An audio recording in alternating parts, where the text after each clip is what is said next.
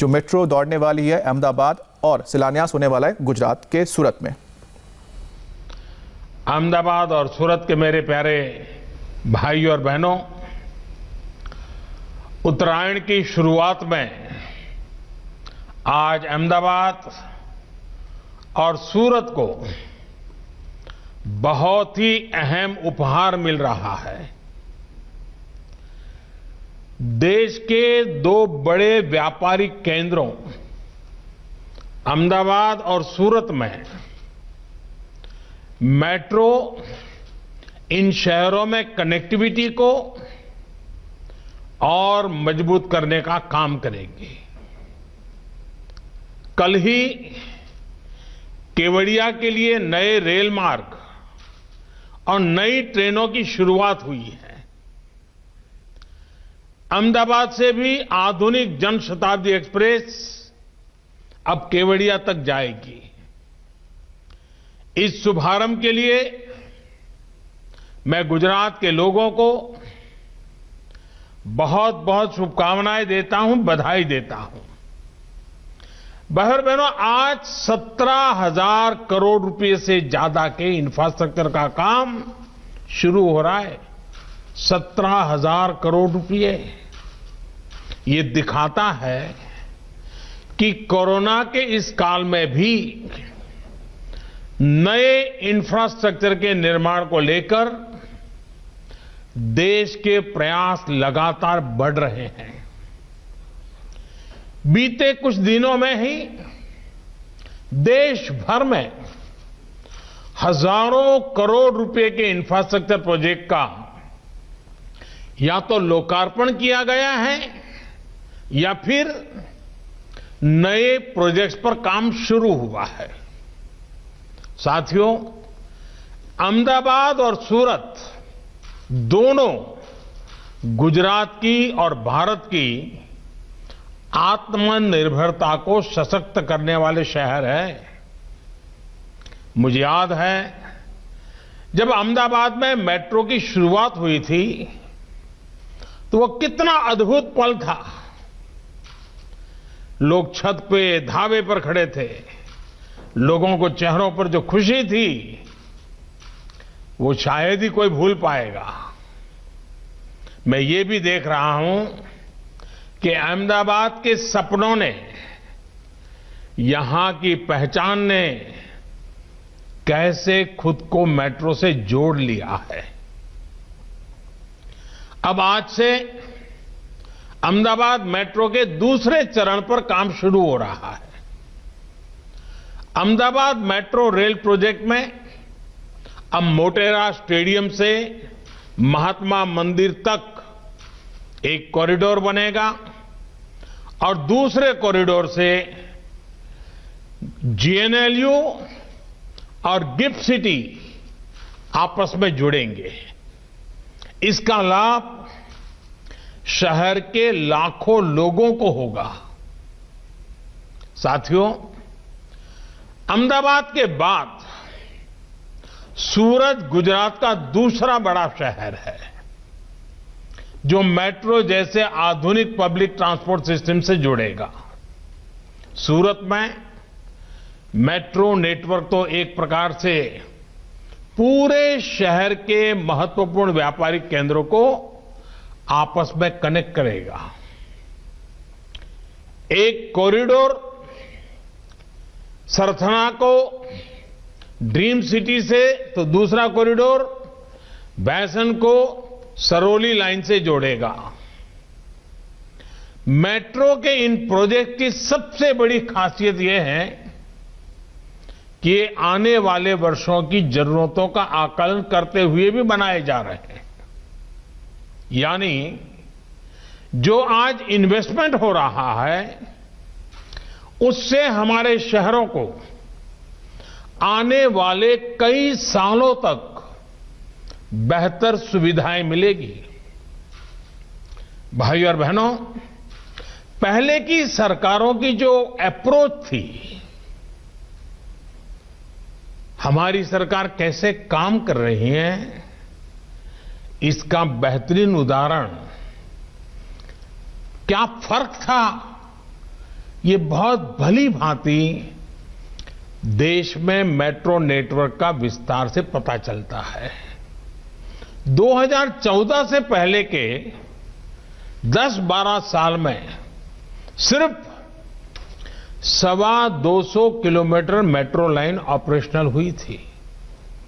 वहीं बीते 6 साल में 450 किलोमीटर से ज्यादा मेट्रो नेटवर्क चालू हो चुका है। इस समय देश के 27 शहरों में 1000 किलोमीटर से ज्यादा के नए मेट्रो नेटवर्क पर काम चल रहा है। साथियों, एक समय था जब हमारे देश में मेट्रो के निर्माण को लेकर कोई आधुनिक सोच नहीं थी। देश की कोई मेट्रो पॉलिसी भी नहीं थी। नतीजा ये हुआ कि अलग अलग शहरों में अलग अलग तरह की मेट्रो, अलग अलग तकनीक और व्यवस्था वाली मेट्रो बनने लगी। दूसरी दिक्कत ये थी कि शहर के बाकी ट्रांसपोर्ट सिस्टम का मेट्रो के साथ कोई तालमेल ही नहीं था। आज हम शहरों के ट्रांसपोर्टेशन को एक इंटीग्रेटेड सिस्टम के तौर पर विकसित कर रहे हैं। यानी बस, मेट्रो, रेल सब अपने अपने हिसाब से नहीं दौड़े, बल्कि एक सामूहिक व्यवस्था के तौर पर काम करें, एक दूसरे को पूरक बने। यहां अहमदाबाद मेट्रो में ही जो नेशनल कॉमन मोबिलिटी कार्ड जब मैं वहां आया था, लॉन्च हुआ था, वो भविष्य में इस इंटीग्रेशन में और मदद करने जा रहा है।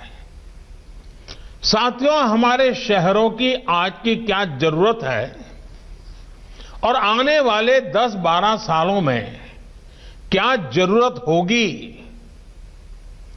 इस विजन को लेकर हमने काम शुरू किया।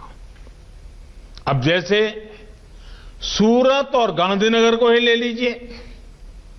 2 दशक पहले सूरत की चर्चा इसके विकास से भी ज्यादा प्लेग जैसी महामारी के लिए होती थी। लेकिन सूरत वासियों में सभी को गला लगाने का जो स्वाभाविक गुण है, उसने स्थितियों को बदलना शुरू कर दिया। हमने हर उद्यम को गले लगाने वाली सूरत स्पिरिट, ये सूरत स्पिरिट पे बल दिया। आज सूरत आबादी के लिहाज से एक तरफ देश का 8वां बड़ा शहर है, लेकिन दुनिया का 4था सबसे तेजी से विकसित होता शहर भी है। दुनिया के हर 10 हीरो में से 9 सूरत में तरासे जाते हैं। आज देश में कुल मैन मेड फैब्रिक का 40% और मैन मेड फाइबर का करीब 30% प्रोडक्शन हमारे सूरत में होता है। आज सूरत देश का दूसरा सबसे स्वच्छ शहर है। भाइयों और बहनों, ये सब कुछ एक बेहतर प्लानिंग और संपूर्णता की सोच के साथ संभव हो पाया है। पहले सूरत में करीब 20% आबादी झुग्गियों में रहती थी। अब गरीबों को पक्के घर मिलने से ये घट करके 6% रह गई है। शहर को भीड़भाड़ से मुक्त करने के लिए बेहतर ट्रैफिक मैनेजमेंट से लेकर अनेक दूसरे कदम उठाए। आज सूरत में 100 से ज्यादा पुल हैं, जिनमें से 80 से ज्यादा बीते 20 सालों में बनाए गए हैं और 8 पुलों का निर्माण जारी भी है। इसी तरह सीवेज ट्रीटमेंट प्लांट्स, इसकी कैपेसिटी बढ़ाई गई। आज सूरत में करीब 1 दर्जन सीवेज ट्रीटमेंट प्लांट्स हैं। सीवेज ट्रीटमेंट से ही सूरत को आज करीब 100 करोड़ रुपए की आय प्राप्त हो रही है। बीते सालों में सूरत में बेहतरीन आधुनिक अस्पतालों का निर्माण किया गया। इन सभी प्रयासों से सूरत में ईज ऑफ लिविंग बेहतर हुई। आज हम देखते हैं कि सूरत एक भारत श्रेष्ठ भारत का कितना बेहतर उदाहरण है। यहां में पूर्वांचल, ओडिशा, झारखंड, पश्चिम बंगाल, नॉर्थ ईस्ट, देश के कोने कोने से अपना भाग्य चमकाने के लिए आए हुए लोग, हमारे उद्यमी लोग, शिस्त और समर्पण के साथ लगे हुए लोग, एक प्रकार से जीता जागता सपनों से भरा हुआ लघु भारत सूरत की धरती पे पनपा है। ये सभी साथी मिलकर सूरत के विकास को नई बुलंदी देने के लिए काम कर रहे हैं।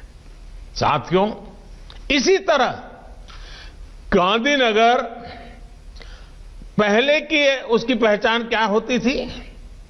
ये शहर सरकारी नौकरी करने वालों का, रिटायर्ड लोगों का एक प्रकार से ढीला ढाला सुस्त ऐसा एक क्षेत्र बन गया था। उसको शहर ही नहीं कह सकते। लेकिन पिछले कुछ सालों में हमने गांधीनगर की छवि को तेजी से बदलते हुए देखा है।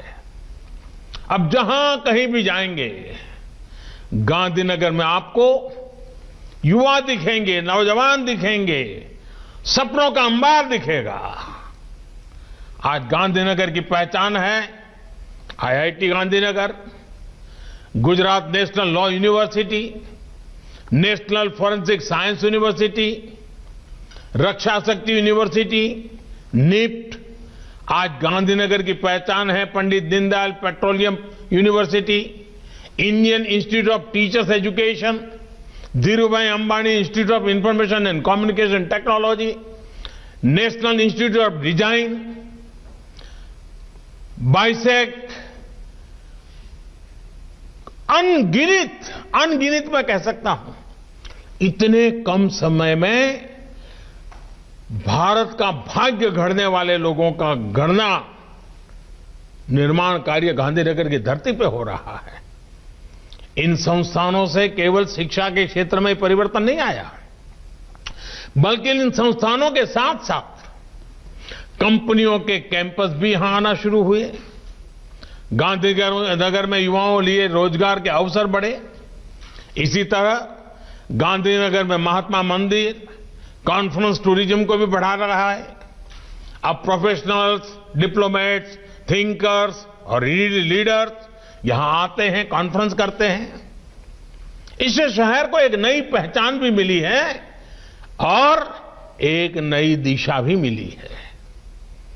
आज गांधीनगर के शिक्षा संस्थानों, आधुनिक रेलवे स्टेशन, गिफ्ट सिटी, ऐसे प्रोजेक्ट्स, इंफ्रा के अनेक आधुनिक प्रोजेक्ट्स, इसने गांधीनगर को जीवंत कर दिया है। एक प्रकार से स्वप्निल शहर बना दिया है।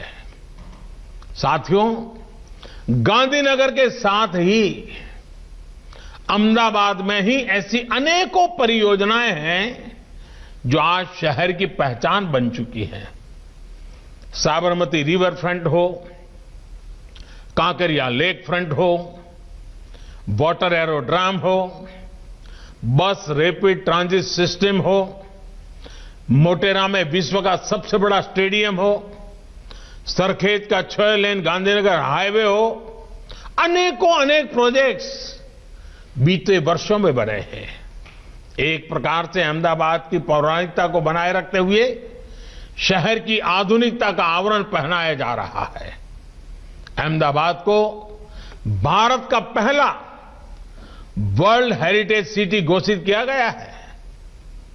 अब अहमदाबाद के पास धौलेरा में नया एयरपोर्ट भी बनने वाला है। इस एयरपोर्ट को अहमदाबाद से कनेक्ट करने के लिए अहमदाबाद धौलेरा मोनोरेल को भी हाल में स्वीकृति दी जा चुकी है। इसी तरह अहमदाबाद और सूरत को देश की आर्थिक राजधानी मुंबई से जोड़ने वाली बुलेट ट्रेन पर भी काम की प्रगति पर है। साथियों, गुजरात के शहरों के साथ साथ ग्रामीण विकास में भी बीते सालों में अभूतपूर्व विकास हुआ है। विशेष रूप से गांवों में सड़क, बिजली, पानी की स्थिति में कैसे बीते 2 दशकों में सुधार आया है, वो गुजरात की विकास यात्रा का बहुत अहम अध्याय है।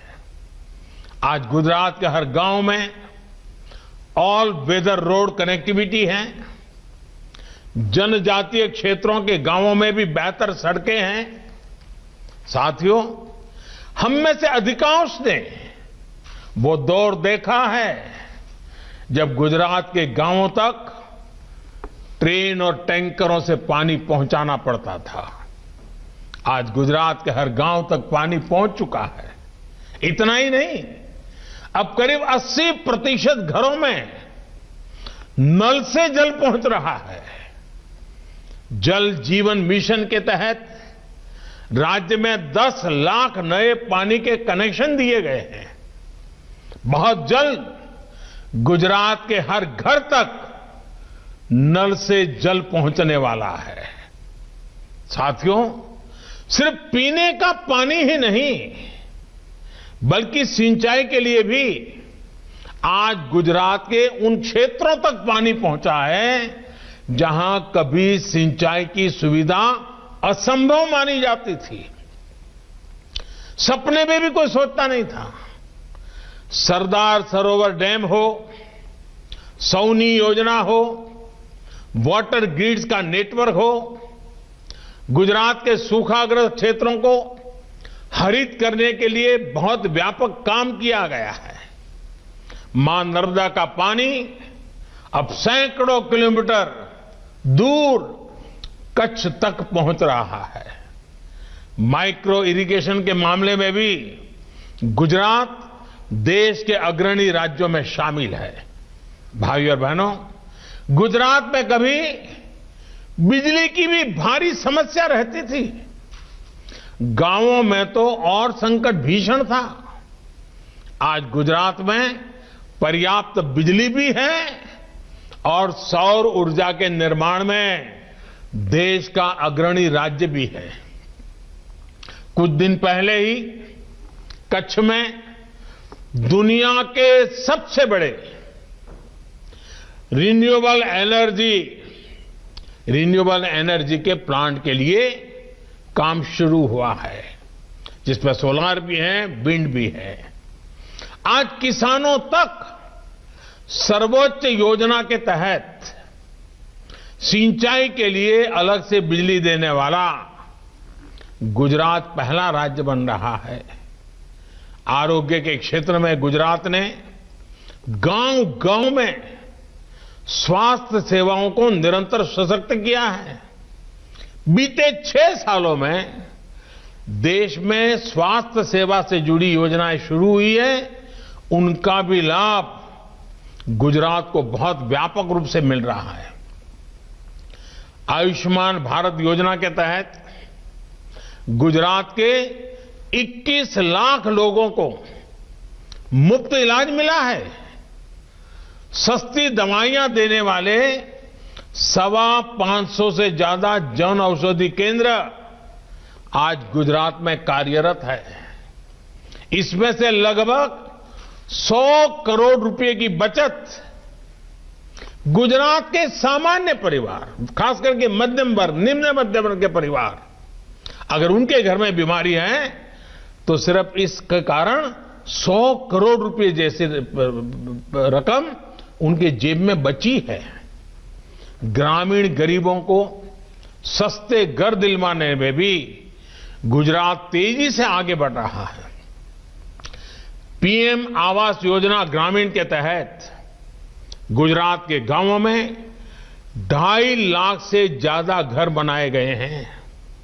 इसी तरह स्वच्छ भारत मिशन के तहत गुजरात के गांवों में 35 लाख से ज्यादा शौचालय का निर्माण हुआ है। गुजरात के गांवों के विकास के लिए कितनी तेजी से काम हो रहा है, इसका एक और उदाहरण है डिजिटल सेवा सेतु। इसके माध्यम से राशन कार्ड, जमीन से जुड़े कागज, पेंशन स्कीम, कई अन्य तरह के सर्टिफिकेट, ऐसी अनेक सेवाएं गांव के लोगों तक पहुंचाई जा रही हैं। ये सेतु पिछले साल अक्टूबर में ही लॉन्च किया गया था, यानी 4-5 महीने पहले, और मुझे बताया गया है कि जल्दी ही ये डिजिटल सेतु 8,000 गांवों तक पहुंचने वाला है। इसके माध्यम से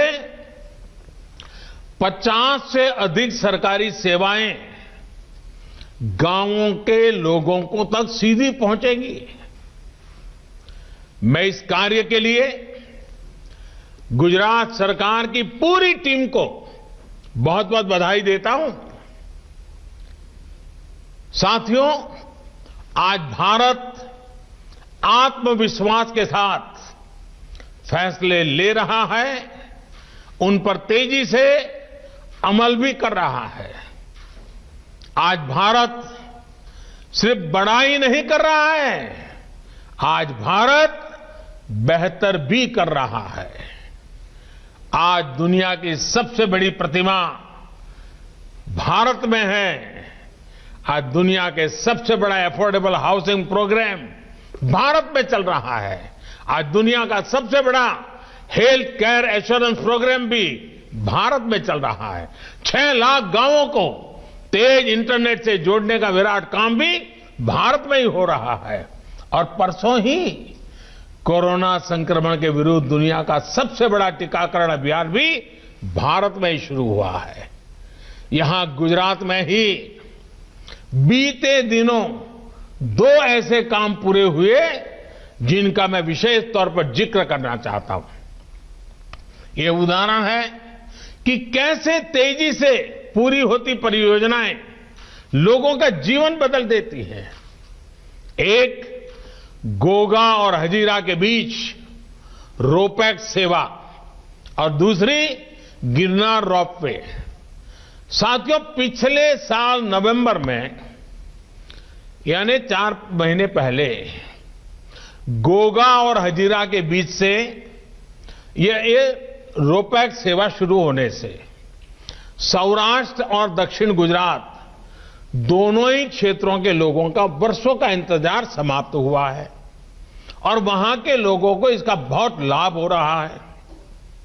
इस सेवा से गोगा और हजीरा के बीच सड़क की दूरी 450 किलोमीटर की है, वो समंदर के रास्ते सिर्फ 90 किलोमीटर ही रह गई है।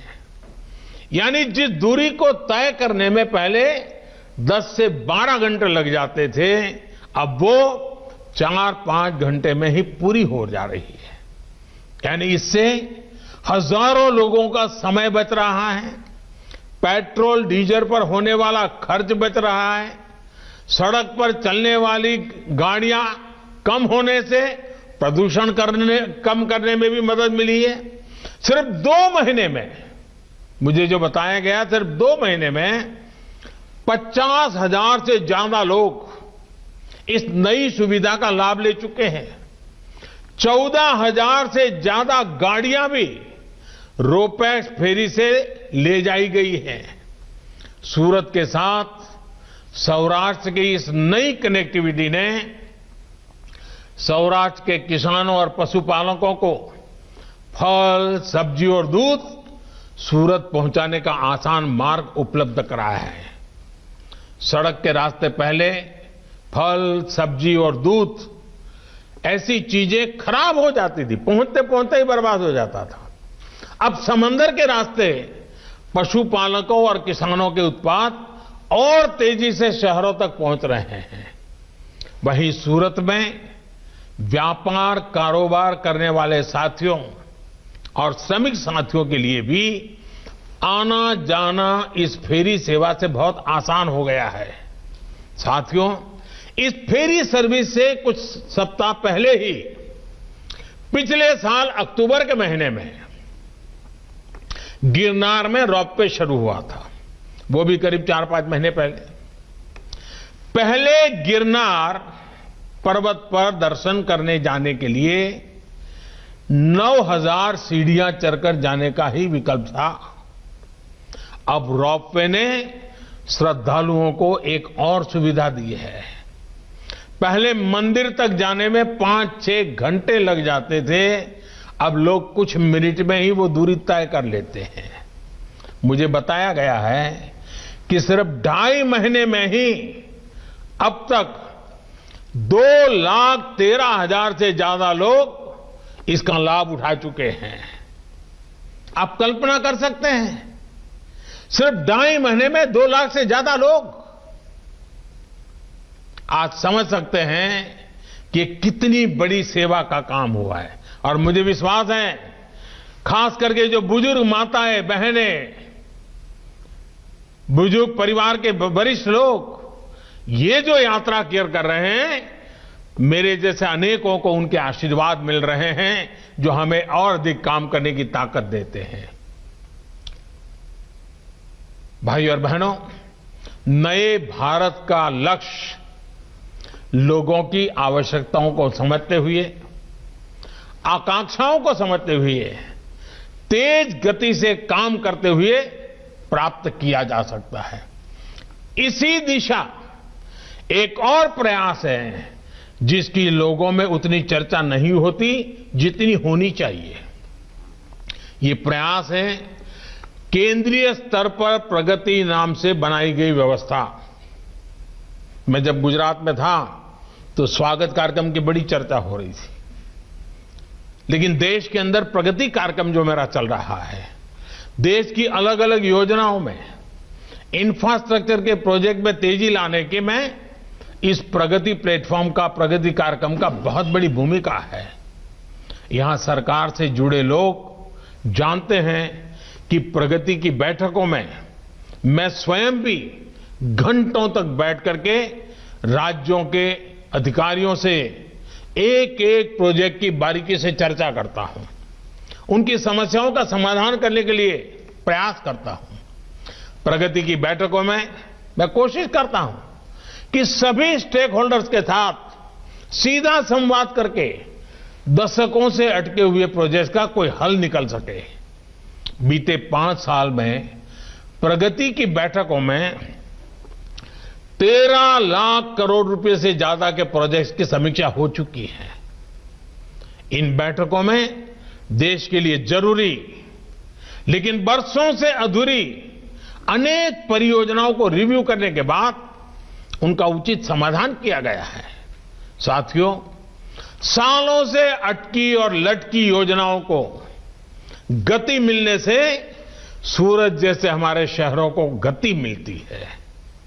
हमारे उद्योगों को और खासकर छोटे उद्योगों को, एमएसएमईज को एक आत्मविश्वास मिलता है कि वो दुनिया के बड़े बाजारों से कंपटीशन कर रहे हैं तो उनके पास बड़े देशों जैसा इंफ्रास्ट्रक्चर भी है। आत्मनिर्भर भारत अभियान में इन छोटे उद्योगों के लिए और भी कई बड़े कदम उठाए गए हैं। छोटे उद्योगों को संकट से बाहर निकालने के लिए एक तरफ हजारों करोड़ रुपए के आसान ऋण की व्यवस्था की गई है, वहीं दूसरी तरफ एमएसएमईज को ज्यादा अवसर देने के लिए महत्वपूर्ण फैसले भी लिए गए हैं। सबसे बड़ा फैसला सरकार ने एमएसएमईज के परिभाषा को लेकर किया है, निवेश की सीमा को लेकर किया है। पहले एमएसएमईज का विस्तार करने से उद्यमी इसलिए बचते थे क्योंकि उनको सरकार से मिलने वाले लाभ खोने का डर रहता था। अब सरकार ने ऐसे प्रतिबंधों को हटाकर इन इकाइयों के लिए नए रास्ते खोले हैं। इसके साथ ही नई परिभाषा में मैन्युफैक्चरिंग और सर्विस एंटरप्राइज के भेदभाव को भी खत्म किया गया है। इससे सर्विस सेक्टर में भी नई संभावनाएं पैदा हुई हैं। वहीं सरकारी खरीद में भी भारत के एमएसएमईज को ज्यादा से ज्यादा मौके मिले, इसका प्रबंध भी किया गया है। कोशिश ये है कि हमारे छोटे उद्योग खूब फले फूले और उनमें काम करने वाले श्रमिक साथियों को बेहतर सुविधाएं, बेहतर जीवन मिले। साथियों, इन विराट प्रयासों के पीछे 21वीं सदी के युवा, भारत की युवा अनगिनत आकांक्षाएं हैं। वो आकांक्षाएं जो बुनियादी सुविधा और सुरक्षा के अभाव में पूरी होनी कठिन है। मुझे विश्वास है कि उन कठिनाइयों को दूर करना है, सपनों को सामर्थ्य देना है और संकल्प को सिद्ध करके रहना है। मुझे विश्वास है कि अहमदाबाद और सूरत के ये मेट्रो प्रोजेक्ट इन शहरों के हर साथी की आकांक्षाओं और अपेक्षाओं को पूरा करेंगे। इसी विश्वास के साथ गुजरात के सभी भाइयों बहनों को, खास करके अहमदाबाद और सूरत के नागरिक भाइयों बहनों को मेरी तरफ से बहुत बहुत बधाई है, बहुत बहुत धन्यवाद।